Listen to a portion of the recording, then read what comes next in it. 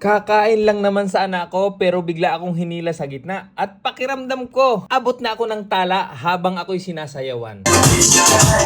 Pero pag uwi ko, kita ko pa rin ang mga tala. Tingnan ninyo kung nangyari sa mukha ko. Kidding aside mga kasakol, may isang Indian at Mediterranean cuisine na aming nakainan at ito ay ang Flavors. Located sila sa number 1 Juno Street, Makati City. Nakikita nyo rin po sila sa Google Map. Open sila ng 11 a.m. hanggang 12 a.m. Tuwing Friday, ma-enjoy ninyo ang belly dancing habang kumakain.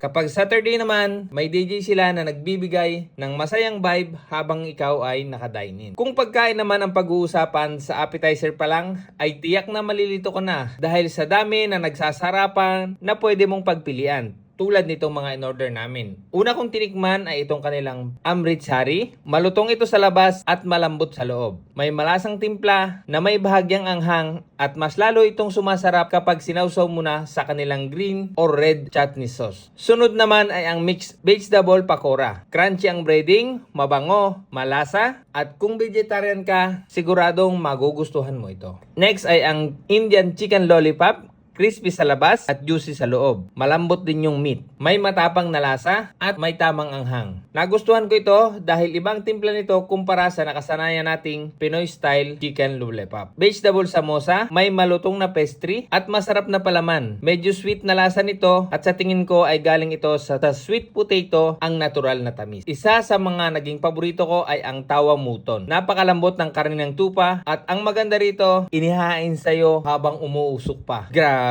Sagana siya sa mga pampalasa at talaga namang swak na swak para sa mga meat lover na tulad ko. Crispy corn, malutong at nakaka-addict kainin. May kombinasyon ito ng alat, anghang at natural na tamis ng mais. Ang sarap nitong ipare sa beer habang nanonood ka ng belly dancing. Siguradong mapapainom ka. Pagdating naman sa main dishes, hindi pwedeng palampasin ang muton biryani. Grabe ang linamnam nito dahil sa sobrang lambot ng karne at napakabango ng basmati rice. Ramdam mo talaga ang iba't ibang spices na ginamit nila. Dagdag pa ang creamy na sauce na nagbibigay ng mas masarap na texture. Sa kulay at amoy pa lang, maglalaway ka na agad. Dalpalak, ito naman ay kombinasyon ng lentils at spinach na may creamy at comforting na texture. Banayad ang lasa nito na punong-puno pa rin ng sarap mula sa kanilang mga spices na ginamit. Tinikman din namin ang chole bhature sa aborito, may bahagyang anghang at talagang bagay na bagay silang pagsamahin. Overall, ang masasabi ko, must try ang mga pagkain nila rito. Isa sa mga natatanging katangian ng Indian cuisine ay masining sa paggamit ng iba't ibang spices na nagbibigay ng bango, malalim at masaganang lasa sa bawat putahe mula sa kanilang mga spices. Bawat sangkap ay may mahalagang papel.